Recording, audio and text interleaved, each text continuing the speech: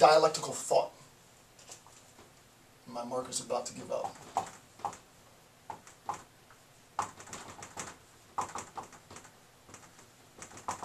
Alright, dialectical thought. This is an actual quote from Freire. The quote is, "World and action are intimately interdependent." World, things in the world, objects, actions, products of human agency, are intimately interdependent. Right? So the things in the world, objects of the world, and the actions that we do as human beings, like the action of, I don't know, running, maybe, let's just say, for a simple example, there is an intimate relationship between actions and the world. And what we'll see is, well, why are we talking about actions in the world now? What is the relationship between actions in the world? He says, world and action are intimately interdependent. Okay, next thing with respect to dialectical thought, we must be preoccupied, emphasis, right? We must be preoccupied with the action of dialogical exchange, right? We must be preoccupied with the action of dialogical exchange. The first thing to recognize, and it's very, very subtle, but it's important that you recognize it, is that he classifies dialogue as an active process. It's rather obviously an active process. But it's not an active process in the sense of me, as I did in the last example, where in the last series of videos where I ripped a sheet of paper. The act of speaking isn't a similar act as sort of the transformation of objective things in the world, right? By something having material substance, for lack of a better phrase, by its very nature, by being matter, it can be decomposed, right? I can break it into parts, I can break it into pieces, I can reassemble it, I can mix this assembly, and so on. With respect to dialogue, dialogue doesn't function in that manner, right? There is a deconstruction of dialogue in a sense, in a Derridean sense, a bit controversial for some.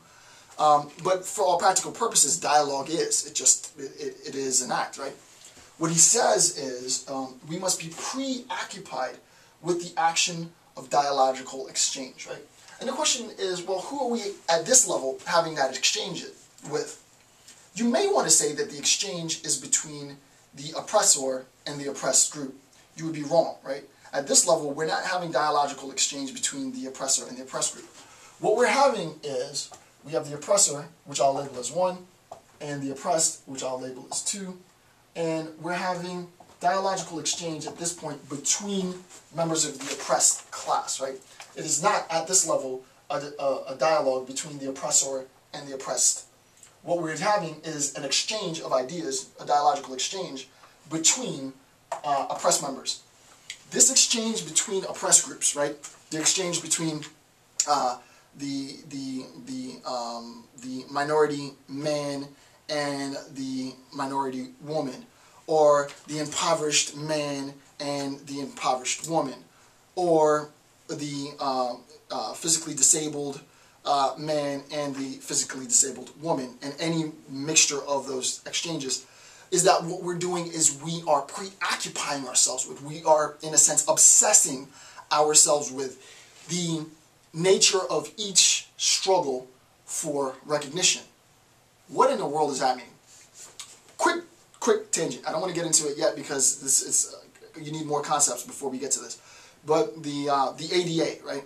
The ADA was revolutionary in getting rights for those who had physical disabilities, and I'm not sure if I'm saying the word properly. It's probably not PC to say physical disabilities. I don't know what the proper word is, but so forgive me if I'm using the wrong terms. But the ADA was the result of a group effort among those who had physical disabilities to gain access to, venues, to gain rights that they otherwise would not have had, would not have been given were they not to have struggled for those rights.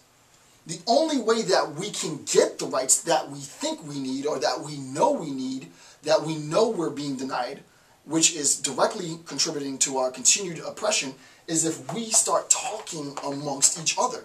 We have to preoccupy ourselves as oppressed groups perpetually with the emancipation of our class, right? Of our group. And I mean, class is definitely the wrong word, but of our oppressed nature, right? Of our oppressed nature. This preoccupation is fundamental to the longevity and the eventual liberation of the oppressed class. Without this preoccupation of dialogical exchange and thought, there can be no liberation, there can be no emancipation. Our praxis must be directed toward the critical intervention of those submerged in oppression. And the bullet point is that this is the very basis of the pedagogy of the oppressed. This idea of the pedagogy of the oppressed is fundamentally based in the following claim, right? What we do, our practice, how we live, how we function in the world as oppressed people, our praxis must be directed toward the intervention of those who are submerged, right? So imagine that I recognize, and we'll use this example, it's very, very simple. Imagine, since I've introduced the idea of submersion in water, in terms of water, imagine that I have a friend, and this friend is submerged in water, and this friend is oppressed, right? And I'm on a ship, I'm on like a little skiff, really, really tiny, tiny, tiny ship. But at least it can, at least I'm there. It's nothing big, and I'm actually sort of destitute myself. I'm stranded in the middle of the ocean, but at least I have this little skiff. I can, I can float around for a little bit and hope to be saved, right? But also there's this huge, multi-deck, multi-level, 100-room, huge ship, right? You can see that myself and the person who is submerged, right? Myself and the person who's submerged are at varying degrees of oppression, right? There isn't a real mechanisms of me sustaining myself in this little skiff, right? There really isn't a means of me sustaining myself, and this person's basically doomed. What we both need, both myself and this person need, is we both need to get on this ship. That's what we need, right? We need to be saved. We need to be rescued. This would be like the scene, the final scenes in Castaway with I forgot that dude's name. Tom. I can't believe I forgot his name. What is his name? Oh my God! I just went blank. Tom Hanks. Sorry, Tom Hanks. Right. This is like the final scene in Castaway with Tom Hanks. Right. He's out on a little raft. He's completely sunburned. His body's completely decimated, if I remember correctly. And finally, this pleasure cruise comes by and they save him, right? Both myself and this person are in very desperate situations, right? We're in peril. But I'm in a better situation than this person. This person would be, the people on this ship, would be the oppressors. The oppressors, every time they see me trying to get on the ship, they want to deny me access to the ship, right? They don't want me to come on, right? They don't want me to come on. I can't think about immediately forgetting about this other person who's in a worse situation than I am and just let me get on the ship and save myself. This is the crabs in the bucket mentality, right? Let me just save myself. Because then as soon as I try to get on the ship, this person's going to extend their hand out and try and prevent me and pull the boat down, and now we're both in the water and you get the idea, right?